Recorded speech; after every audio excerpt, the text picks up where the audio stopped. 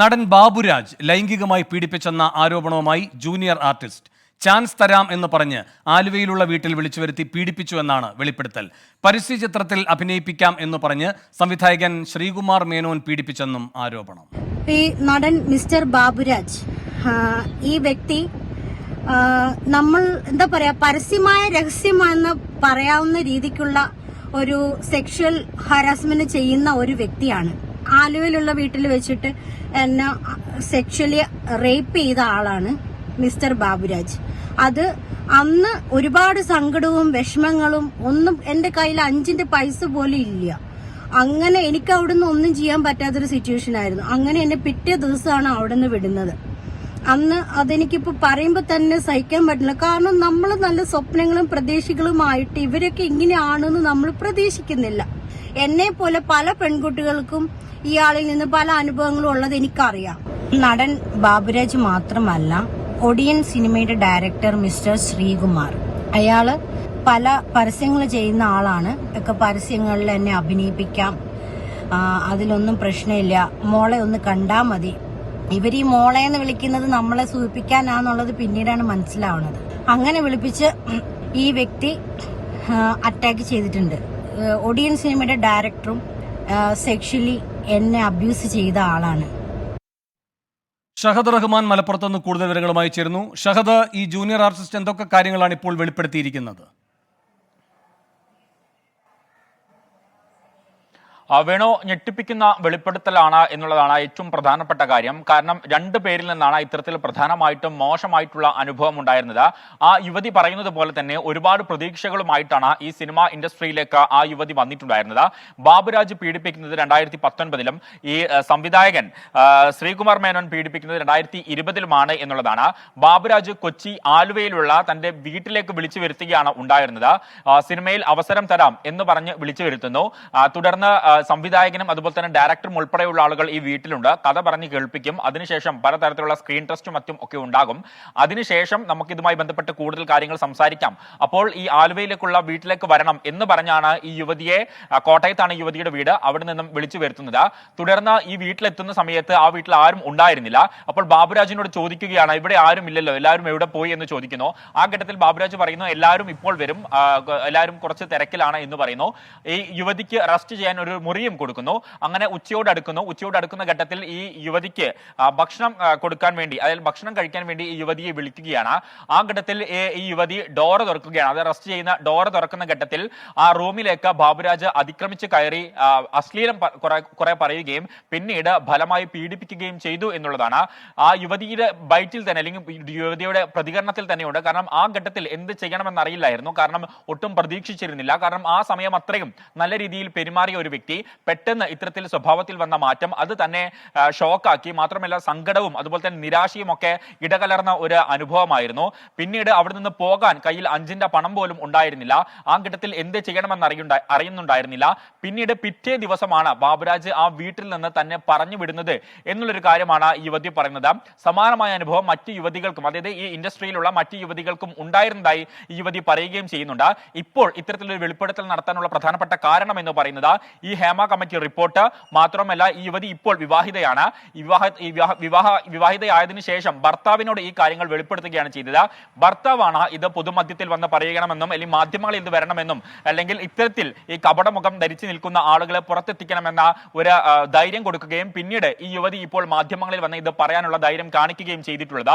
സമാനമായ രീതിയിലാണ് ഈ സംവിധായകനായിട്ടുള്ള VA ശ്രീകുമാർ മേനോനെതിരെ ഈ യുവതി ആരോപണം ഉന്നയിക്കുന്നത്. പ്രധാനമായിട്ടും യുവതി ഉന്നയിക്കുന്നത് പരസ്യചിത്രത്തിൽ അഭിനയിക്കാം എന്ന് പറഞ്ഞുകൊണ്ടാണ്. അതായത് പ്രമുഖ ബ്രാൻഡിന്റെ പരസ്യചിത്രത്തിൽ ഒരു പ്രമുഖ നടിയുടെ സഹോദരിയായിട്ട് ഇത്തരത്തിൽ അഭിനയിക്കാമെന്ന ഓഫർ നൽകുന്നു. തുടർന്ന് ഈ സംവിധായകനെ ചെന്ന് കാണുകയാണ് ചെയ്തിട്ടുണ്ടായിരുന്നത്. ആ ആദ്യഘട്ടത്തിലൊക്കെ മകളെ അല്ലെങ്കിൽ മോളെ എന്ന് വിളിച്ച പല ഘട്ടത്തിൽ ഫോണിൽ ബന്ധപ്പെടുകയായിരുന്നു. നിരന്തരം ബന്ധപ്പെടുകയും തുടർന്ന് നേരിൽ കാണണമെന്ന് ആവശ്യപ്പെടുകയും ചെയ്ത പശ്ചാത്തലത്തിലാണ് യുവതി ചെല്ലുകയും ഈ യുവതിക്ക് ഇത്തരത്തിലൊരു ദുരനുഭവം ഉണ്ടാവുകയും ചെയ്തിട്ടുള്ളത്. വേണം. ശരി, ഷഹദ് റഹ്മാനാണ് മലപ്പുറത്ത് നിന്ന് വിവരങ്ങൾ നൽകിക്കൊണ്ടിരിക്കുന്നത്. ആരോപണം ഉന്നയിച്ച ജൂനിയർ ആർട്ടിസ്റ്റ് കൂടി 24-നൊപ്പം തത്സമയം ചേരുകയാണ്. മാഡം, കേൾക്കാമോ താങ്കൾക്ക്? കേൾക്കുന്നുണ്ട്, പറഞ്ഞോളൂ. ശരി, ഈ ബാബുരാജുമായി ബന്ധപ്പെട്ടൊരു സംഭവമാണല്ലോ ആദ്യം ഇന്നിപ്പോൾ പറഞ്ഞിരിക്കുന്നത്. അത് ഏത് സമയത്ത് ഉണ്ടായ സംഭവമാണ്? ഈ വിഷയം 2019 സംഭവിച്ചിട്ടുള്ളത്. അത് ഒരു സിനിമയുടെ കേൾക്കാമോ? അല്ല, കേൾക്കാം, എനിക്ക് കേൾക്കാം. ഈ സിനിമയുടെ ആവശ്യം പറഞ്ഞുകൊണ്ട് ബാബുരാജ് വിളിക്കുകയായിരുന്നോ? അതെ അതെ, സിനിമയില് നല്ല റോള് തരാം. ഒരു സിനിമ നിലവിൽ വന്നിട്ടുണ്ട്. അദ്ദേഹവും അതിൽ പാർട്ടിസിപ്പേറ്റ് ചെയ്യുന്ന ഒരു മൂവിയാണ്. അപ്പോ അതിലെ സംവിധായകരും എല്ലാവരും അദ്ദേഹം അറിയുന്നതായതുകൊണ്ട് അദ്ദേഹത്തിന്റെ റെക്കമെൻഡേഷൻ ഉണ്ടെങ്കിൽ എനിക്ക് നല്ലൊരു ചാൻസ് കിട്ടും എന്ന് പറഞ്ഞു. അങ്ങനെ പല 2 തവണ എന്നെ വിളിച്ചു. എന്ത് വിഷയങ്ങളുണ്ടായാലും ഞാൻ നോക്കിക്കോളാം. തനിക്ക് ഒരു പ്രശ്നങ്ങളും ഉണ്ടാവൂല. കറക്റ്റായിട്ട് എന്റെ വീട്ടില് അഡ്രസ് ഒക്കെ തന്നു. അങ്ങനെയാണ് ഞാൻ അവിടെ ചെല്ലുന്നത്. ബാബുരാജുമായി അവിടെ ചെന്നതിന് ശേഷം അല്ല, ബാബുരാജുമായി നേരത്തെ പരിചയം ഉണ്ടായിരുന്നോ? ബാബുരാജ് സാറിനെ എനിക്ക് നേരത്തെ പരിചയമുള്ള ആളായിരുന്നു. അന്നൊന്നും എന്നോട് ആ ഒരു രീതിയിലൊന്നും പെരുമാറിയിട്ടില്ല. നല്ലൊരു ബ്രദർഹുഡ് അല്ലെങ്കിൽ ഒരു ഫാദർലി ആയിട്ടുള്ള ഒരു രീതിയിലാണ് എന്നെ പെരുമാറിയിട്ടുള്ളത്. അപ്പോ ഈ കറക്റ്റ് ഒരു സാധ്യത ചാൻസ് വന്നപ്പോഴാണ് അതുകൊണ്ട് ഞാൻ അദ്ദേഹം ഒരുപാട് വിശ്വസിച്ചിരുന്ന ഒരു വ്യക്തിയായിരുന്നു. അവിടെ ചെല്ലുന്നു, ബാബുരാജുമായി സംസാരിക്കുന്നു.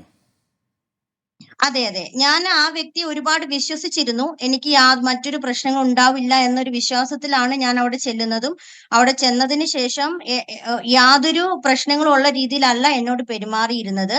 അതിനുശേഷം റൂമിലേക്ക് വന്നപ്പോഴാണ് ആള് എന്നോട് ഓരോ രീതിയിൽ സംസാരിക്കുകയും പെട്ടെന്ന് അങ്ങനെ ബിഹേവ് ചെയ്യാത്ത ഒരാളായതുകൊണ്ട് ഞാൻ അദ്ദേഹത്തിൽ നിന്ന് അങ്ങനെയൊന്നും എക്സ്പെക്ട് ചെയ്തിരുന്നില്ല. പെട്ടെന്ന് എനിക്ക് അവിടുന്ന് ഒന്നും ചെയ്യാൻ കഴിയാത്തൊരു സിറ്റുവേഷൻ ആയിരുന്നു. അവിടുന്ന് പിന്നീട് പെട്ടെന്ന് പോരാനുമുള്ള സാധ്യത, എനിക്ക് അതിനുള്ള സാമ്പത്തിക ബുദ്ധിമുട്ടും എനിക്കുണ്ടായിരുന്നു. അപ്പൊ വന്നാല് തനിക്കുള്ള എല്ലാ സപ്പോർട്ടും ചെയ്യാം എന്ന് പറഞ്ഞാണ് എന്നെ വിളിച്ചത്. ഞാനെന്ന് ആലുവയിലെ വെച്ചാല് ആലുവയിലെ ആലുവയിലെ എവിടെ വെച്ചിട്ടായിരുന്നു ഈ സംഭവം? ആലുവയിലെ അദ്ദേഹത്തിന്റെ വീട്ടിലാണ്. അദ്ദേഹത്തിന്റെ വീടെന്ന് പറയുന്നത് ഒരു പബ്ലിക് സ്കൂളിലേക്ക് പോകുന്ന വഴിക്കാണ്. ആ വീട്ടിൽ വെച്ചിട്ടാണ് ഈ സംഭവം ഉണ്ടായത്. അവിടെ ഡയറക്ടറും മറ്റ് സ്ക്രിപ്റ്റ് റൈറ്റർ, പ്രൊഡക്ഷൻ കൺട്രോളർ എല്ലാവരും ഉണ്ട്. അവരുമായിട്ട് കണ്ട് സംസാരിച്ചതിന് ശേഷം നമുക്ക് നല്ല റോള് തിരഞ്ഞെടുക്കാം എന്നാണ് എന്നോട് പറഞ്ഞത്. അവിടെ അവിടെ ആ വീട്ടിൽ വെച്ചിട്ടാണ് അദ്ദേഹം എന്നെ സെക്ഷലി അബ്യൂസ് ചെയ്തതും ആ ഒരു വിഷയം എന്നെ ഒരുപാട് മാനസികമായിട്ട് തകർക്കുകയും ചെയ്തിരുന്നു. കാരണം ഞാനൊരു അധികം സാമ്പത്തിക ബുദ്ധിമുട്ടുള്ള ഒരു വീട്ടിലെ കുട്ടിയാണ്. അപ്പോ സിനിമയിലൊക്കെ ഒരുപാട് നാടകത്തിലൊക്കെ അഭിനയിച്ച് നല്ല പ്രൈസ് ഒക്കെ കിട്ടിയ കുട്ടിയാണ്. അങ്ങനെയാണ് സിനിമയിലോടുള്ള ഒരു മോഹം വന്നതും സിനിമയിലൂടെ എനിക്ക് നല്ലൊരു കരിയർ എത്തിക്കാൻ പറ്റും എന്ന പ്രതീക്ഷയോടെയാണ് ഞാൻ ഇതിലേക്ക് ഇറങ്ങി തിരിച്ചത്. പക്ഷേങ്കില് പിന്നീടാണ് സിനിമയുടെ ഈ ഇത്രയും വലിയ വിഷയങ്ങളാണ് ഇതിനുള്ളിൽ ഉള്ളതെന്ന് മനസ്സിലാവുന്നത്. നടൻ ബാബുരാജിന്റെ വിഷയം മാത്രമല്ല, മിസ്റ്റർ ശ്രീകുമാർ ഒടിയൻ ഡയറക്ടർ, അദ്ദേഹത്തിൽ നിന്നും എനിക്ക് ഇതേ അനുഭവമാണ് ഉണ്ടായത്. അദ്ദേഹം എന്നെ എറണാകുളത്തുള്ള ക്രൗൺ പ്ലാസയിലേക്കാണ് വിളിച്ചത്. അവിടെ ആൾക്കൊരു മീറ്റിംഗ് ഉണ്ട്. ആ മീറ്റിംഗ് കഴിഞ്ഞതിന് ശേഷം നേരിട്ട് കാര്യങ്ങൾ പറയാം എന്ന് പറഞ്ഞിട്ടാണ് അവിടെ എന്നെ വിളിച്ചത്. ഈ 2 ഇൻസിഡന്റ് മെന്റലി ഒരുപാട് ഷോക്കായിരുന്നു. ഇത് മാത്രമല്ല, ഒരുപാട് പല സിനിമകളിലും നടക്കുന്ന കാര്യങ്ങൾ എന്ന് വെച്ചാല് കാസ്റ്റിംഗ് ഡയറക്ടേഴ്സ്, പ്രൊഡക്ഷൻ കൺട്രോളർ ഇവരൊക്കെ നമ്മളെ വിളിക്കും, ഫോട്ടോ ചോദിക്കും. ഫോട്ടോ ചോദിച്ചതിന് ശേഷം ആദ്യം ഇവര് ചോദിക്കുന്നത് അഡ്ജസ്റ്റ്മെന്റിന് തയ്യാറാണോ? അഡ്ജസ്റ്റ്മെന്റിന് തയ്യാറാണെങ്കിൽ നല്ല സിനിമയിൽ മെയിൻ റോള് തരാം എന്ന് പറയും. അതുപോലെ തന്നെ 1-2 പ്രൊഡ്യൂസേഴ്സ് സിനിമയുടെ കഥ പറയാമെന്ന് പറഞ്ഞിട്ട് എന്നെ വണ്ടിയിൽ കയറ്റി കൊണ്ടുപോവുകയും ഓൺ ദ വേയിൽ നിങ്ങൾ എവിടേക്കാണ് എന്നെ കൊണ്ടുപോകുന്നത് എന്ന് ചോദിച്ചപ്പോൾ ഫ്ലാറ്റിലേക്ക് പോകാം, നിങ്ങൾക്കറിയാമല്ലോ എന്താണ് സിനിമയുടെ ഒരു ഘടന എന്ന് എന്നോട് ചോദിച്ചു. ഞാൻ ചോദിച്ചു എന്താണ് പ്രശ്നം? അപ്പൊ അവര് പറഞ്ഞു സിനിമ ഫീൽഡ് അറിയാമെങ്കിൽ നമുക്ക് ആദ്യം ചെയ്യേണ്ട കാര്യങ്ങൾ അറിയാമല്ലോ. ഞങ്ങളുടെ ആഗ്രഹങ്ങൾക്ക് വഴങ്ങി തന്നാൽ നല്ല റോള് തരാം. ദുൽഖർ സൽമാന്റെയും പ്രണവ് മോഹൻലാലിന്റെയും ഒക്കെ നായികയാക്കാമെന്ന് പറഞ്ഞു. ഇതിൽ എനിക്ക് സംശയം തോന്നി. കാരണം ഞാനൊരു പുതുമുഖ നടിയാണ്. അയാളോട് ഞാൻ നന്നായിട്ട് കയർത്ത് സംസാരിക്കുകയും അപ്പോ അയാൾ എന്നോട് പറഞ്ഞത്, സത്യം പറഞ്ഞാൽ നിങ്ങളെപ്പോലുള്ളവർക്ക് അവരുടെ ഒന്നും നായികയാകാൻ കഴിയില്ല എന്ന് പറയും. ഞാൻ അവിടുന്ന് നിരസിച്ചു പോരുകയും ചെയ്തു. മറ്റൊരു ദുരനുഭവം എന്ന് പറഞ്ഞാല് 12C എന്ന് പറയുന്ന ഒരു സിനിമയ്ക്ക് വേണ്ടി ഞാൻ എറണാകുളത്ത് ഓഡിഷന് പോയി. അവിടെ എനിക്ക് ടീച്ചറിന്റെ റോള് കിട്ടുകയും അതേപോലെ അവരെനിക്ക് അക്കോമഡേഷൻ റെഡിയാക്കി തരികയും ചെയ്തു. അന്ന് ആദ്യ അനുഭവമാണ്. എനിക്ക് സിനിമാ ഫീൽഡിനെ കുറിച്ച് ഒന്നും അറിയാത്തൊരു പ്രായത്തിലായിരുന്നു. അങ്ങനെ വന്ന സമയത്ത് അവര് റൂം തരികയും വൈകിട്ട് എനിക്ക് വന്ന് ഡോറ് തട്ടി ആരോ. ഞാനത് ഓപ്പൺ ആക്കിയില്ല. പിറ്റേന്ന് ഏർലി മോർണിംഗ് ഒരു 6 മണിക്ക് ആയപ്പോഴേക്ക് ഡോറ് തട്ടുകയും ഞാൻ ഡോർ ഓപ്പൺ ചെയ്തപ്പോൾ അതിന്റെ കാസ്റ്റിംഗ് ഡയറക്ടറും സ്ക്രിപ്റ്റ് റൈറ്ററും കൂടി വന്നു. കുറെ കഥകളുമായിട്ട് വന്നു, എന്നെ കാണിച്ചു, എന്നോട് പറഞ്ഞു ഇപ്പോ എന്റെ കൂടെ നിൽക്കുകയാണെങ്കിൽ താൻ എന്റെ ഒരാളായിട്ട് നിൽക്കുകയാണെങ്കിൽ സപ്പോർട്ട് ചെയ്യുകയാണെങ്കിൽ എല്ലാ സിനിമയിലും റോള് തരാമെന്ന് പറഞ്ഞ് അയാൾ എന്നെ കയറി പിടിക്കാൻ ശ്രമിക്കുകയും ഞാൻ അതിൽ നിന്ന് കൊതറി മാറുകയും ചെയ്തു. നിലവിളിച്ചു. ഹോട്ടൽ റൂം ആയിരുന്നു, റിസപ്ഷന്റെ തൊട്ടടുത്ത റൂം ആയിരുന്നത് കൊണ്ട് എനിക്ക് അവിടുന്ന് രക്ഷപ്പെടാൻ പറ്റി. അങ്ങനെ അവര് പറഞ്ഞു, നിങ്ങൾക്ക് തന്ന ഈ റൂമിന്റെ വാടക ഞങ്ങൾ കൊടുക്കില്ല എന്ന് പറയുകയും ആ റിസപ്ഷനിലെ ആളെ സഹായിക്കുകയും ചെയ്ത് അവിടുന്ന് ഞാൻ വീട്ടിലേക്ക് പോവുകയാണ് ചെയ്തത്. അതേപോലെ തന്നെ ഈ ഷൈൻ ടോം ചാക്കോ എന്ന് പറയുന്ന നടന് വേണ്ടിയിട്ട് ഒരു സിനിമയ്ക്ക് വേണ്ടി വയനാട്ടിൽ ഷൂട്ടുള്ള ഒരു മൂവിയാണ്. അത് ഏത് മൂവി ആണെന്നുള്ളത് ഞാൻ ഓർക്കുന്നില്ല, ഞാൻ അവരോട് ചോദിച്ചുമില്ല. ഒരു മൂവിയിൽ റോൾ ഉണ്ട് എന്ന് പറഞ്ഞിട്ട് ആ സിനിമയുടെ കൺട്രോളർ വിളിക്കുകയും ഒരു ദിവസം ഉച്ചയ്ക്ക് 2 മണിക്ക് വിളിച്ചിട്ട് 3 മണിക്ക് എറണാകുളം ഫ്ലൈറ്റ് കയറാൻ പറയുകയും ചെയ്തു. പറഞ്ഞോളൂ, കേൾക്കാം. എറണാകുളം ഫ്ലൈറ്റ് കയറാൻ പറയുകയും ചെയ്തു. അപ്പൊ ഞാൻ ചോദിച്ചു, പെട്ടെന്ന് നിങ്ങൾക്ക് ഉണ്ടായ മൂവി അല്ലല്ലോ, എന്തായാലും ടൈം എടുത്തല്ലേ ഒരു മൂവി റെഡി ആവുള്ളൂ. ഇത്ര പെട്ടെന്ന് വിളിച്ചിട്ട് എനിക്ക് റോൾ ഉണ്ടെന്ന് പറയാൻ എന്താണ് കാര്യം, എന്താണ് എന്റെ റോൾ എന്ന് അതിനെപ്പറ്റി വിശദീകരിക്കാൻ പറഞ്ഞപ്പോ അവര് വേറൊരാൾക്ക് ഫോൺ കൈമാറി. അയാളോട് ഞാൻ ചോദിച്ചപ്പോ അയാൾ പറഞ്ഞു, ഞാൻ പറഞ്ഞു കറക്റ്റ് റോൾ എന്താണെന്ന് പറയുവാണെങ്കിൽ ഞാൻ വരാം, ഇത്രയും ദൂരം എനിക്ക് വരണമെങ്കിൽ റോൾ ഉണ്ടെങ്കിൽ വരാമെന്ന് പറഞ്ഞപ്പോ അയാൾ പറഞ്ഞത്, സത്യം പറഞ്ഞാൽ നിങ്ങൾക്ക് റോൾ ഇല്ല, 2 ദിവസം നടൻ ഷൈൻ ടോം ചാക്കോയുടെ ചില്ലൗട്ട് ചെയ്യാനാണ് വിളിക്കുന്നതെന്ന് പറഞ്ഞു. അത് പ്രകാരം ഞാൻ അവരെ എതിർക്കുകയും ഞാൻ പോകാതിരിക്കുന്നതിനെയും തുടർന്ന് അവര് എന്ത് ചെയ്തു, എറണാകുളത്തുള്ള ഒരു സ്ത്രീയും ഒരു പുരുഷനും പല തവണയായിട്ട് എന്നെ വിളിച്ചു, ഷൈൻ എറണാകുളത്തുണ്ട്, നിങ്ങൾ വന്ന് മീറ്റ് ചെയ്യണം എന്ന് പറഞ്ഞിട്ട്. ഞാൻ പറഞ്ഞു, എന്നെ അതിനൊന്നും കിട്ടൂല, എനിക്കതിൽ താല്പര്യമില്ല, ഇനി എന്നെ ഈ നമ്പറിൽ വിളിക്കരുതെന്ന് പറഞ്ഞ് അത് നിരസിക്കുകയും ചെയ്തു. ഇതുപോലെ പല കാസ്റ്റിംഗ് ഡയറക്ടേഴ്സ്, സിനിമയിലെ കാസ്റ്റിംഗ് ഡയറക്ടേഴ്സ് ആണ് കൺട്രോളർമാരാണെന്ന് പറഞ്ഞ് ബന്ധപ്പെടുകയും നമ്മളോട് ഈ രീതിയിൽ ആദ്യം ചോദിക്കുന്നത് അഡ്ജസ്റ്റ്മെന്റിന് തയ്യാറാണോ എന്നാണ്. അഡ്ജസ്റ്റ്മെന്റിന് തയ്യാറാണെങ്കിൽ മൂവിയിൽ ചാൻസ് ഉണ്ട്, ഇല്ലെങ്കിൽ മൂവിയിൽ ഒരു ചാൻസും ഇല്ല. എന്റെ അനുഭവത്തിൽ നിന്ന് എനിക്ക് ഇങ്ങനെയാണ് അറിയാൻ പറ്റിയത്. പിന്നെ എറണാകുളത്ത് പല ഏജൻസികളും വർക്ക് ചെയ്യുന്നുണ്ട്.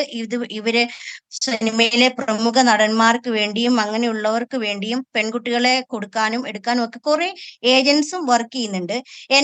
ഞാൻ അനുഭവിച്ച എല്ലാ പീഡന പ്രശ്നങ്ങളും എല്ലാ കഥകളും ഒരിക്കൽ ഞാൻ കളമശ്ശേരിയിൽ നമ്മളുടെ അന്നത്തെ DCP ആയിരുന്ന മിസ്റ്റർ ശശിധരൻ സാർ, അദ്ദേഹം ഇപ്പം മലപ്പുറം SP ആണ്, അദ്ദേഹത്തോട് ഞാൻ എല്ലാ വിഷയങ്ങളും അവതരിപ്പിച്ചിരുന്നു. 1 മണിക്കൂറോളം എല്ലാ കാര്യങ്ങളും കേട്ട് നോട്ട് ചെയ്യുകയും അതിനുശേഷം എന്നോട് കേസ് കൊടുക്കുകയും ഇവരെ പോലുള്ളവരെ പുറത്തു കൊണ്ടുവരണമെന്ന് പറയുകയും ചെയ്തു. പക്ഷേ ദൗഭാഗ്യവശാല് ഞാന് നാട്ടിലില്ലാതിരുന്നത് കൊണ്ട് എനിക്കതിൽ പോകാൻ കഴിഞ്ഞില്ല.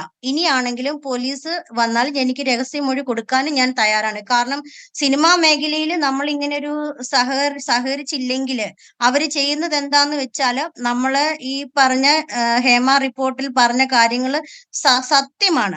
അവര് വീണ്ടും വീണ്ടും അവര് നമ്മളെ ഉപദ്രവിക്കുകയും നമ്മൾ അതിന്റെ സഹകരിക്കാതിരിക്കുകയും ചെയ്യുമ്പോൾ നമ്മൾ അഭിനയിക്കുന്ന സമയത്ത് നമ്മളെ മാനസികമായിട്ട് അവര് അഭിനയിക്കാൻ സമ്മതിക്കില്ല. മാനസികമായിട്ട് പീഡിപ്പിക്കുകയും ചെയ്യും. നിങ്ങൾ ചെയ്യുന്നത് ശരിയല്ല, ഇങ്ങനെയാണോ അഭിനയിക്കുന്നത്, അഭിനയിക്കാൻ അറിയില്ല, വീട്ടിൽ പോയിക്കൂടെ, എന്തിനാ ഇങ്ങോട്ട് വന്ന, അങ്ങനെയൊക്കെ പറഞ്ഞ് നമ്മളെ നിരുത്സാഹപ്പെടുത്തുകയും ചെയ്യുന്ന ഒരു സാഹചര്യമാണ് ഞാൻ കണ്ടിട്ടുള്ളത്. പിന്നെ ഫുഡിന്റെ കാര്യത്തിലൊന്നും എനിക്ക് യാതൊരു കംപ്ലൈന്റും ഇല്ല, അങ്ങനെയൊന്നും എനിക്ക് ഉണ്ടായിട്ടില്ല.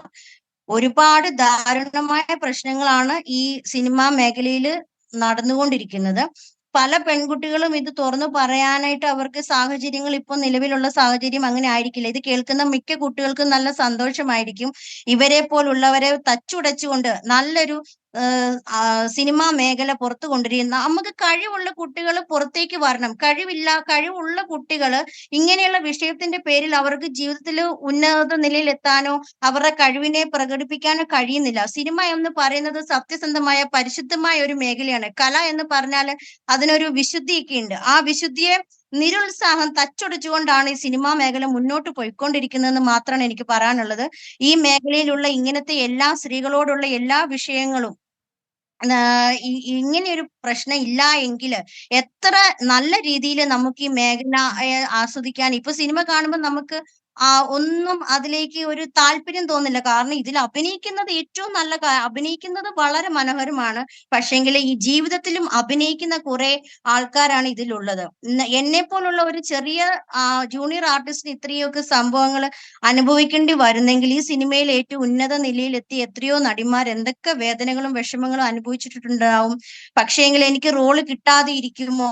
അല്ലെങ്കില് ഞാൻ ഇത്രയും ഉയർന്നു വന്നിട്ടും എന്തെങ്കിലും പ്രശ്നം ഉണ്ടാവോ? പിന്നെ ഇവരുടെ ഒരു വിചാരം ഇവർക്കെതിരെ ആരും പരാതി കൊടുക്കില്ല. പരാതി കൊടുത്താൽ ആരും വിശ്വസിക്കില്ല എന്നൊക്കെയാണ്. പിന്നെ ഇപ്പൊ മണിയൻപിള്ള രാജു സാർ പറയുന്ന കേട്ടു. എന്താണ് തെറ്റ് ചെയ്യാത്തവരെ കുടുക്കുമല്ലോ എന്ന്. ഞാൻ ചോദിക്കട്ടെ, ഈ തെറ്റ് ചെയ്യാത്തവരെ കുടുക്കാൻ വേണ്ടിയിട്ട് ആരാണ് ഇതിൽ പ്രേരണ ഉണ്ടാവുക? നമ്മളെ പ്രശ്നം ഉണ്ടാക്കി നമുക്ക് അനുഭവം ഒരാളിൽ നിന്നുണ്ടായത് മാത്രം പറയാനല്ലേ നമ്മൾ താല്പര്യപ്പെടുന്നുള്ളൂ. തെറ്റ് ചെയ്യാത്തവരെ ആരാണ് കുടുക്കുക? അവർക്കെതിരെ പ്രതികരിക്കാൻ നമുക്ക് എന്ത് ആവശ്യമാണുള്ളത്? നമ്മുടെ ജീവിതത്തിൽ നമ്മളെ വേദനിപ്പിച്ചവർക്കെതിരെയല്ലേ നമ്മൾ പ്രതികരിക്കുക? അതൊരു ചോദ്യം തന്നെയാണ്. തെറ്റ് ചെയ്യാത്തവർക്കെതിരെ ആരും പ്രതികരിക്കുമെന്ന് എനിക്ക് തോന്നുന്നില്ല. ഏത് ഘട്ടത്തിലാണ് താങ്കൾ ഈ പോലീസിൽ പോയി പരാതി കൊടുത്തത്? ഏത് സമയമായിരുന്നു? പോലീസിൽ ഞാൻ പരാതി കൊടുത്തത് ഒരു 1.5-2 വർഷം ആയിട്ടുണ്ടാവും.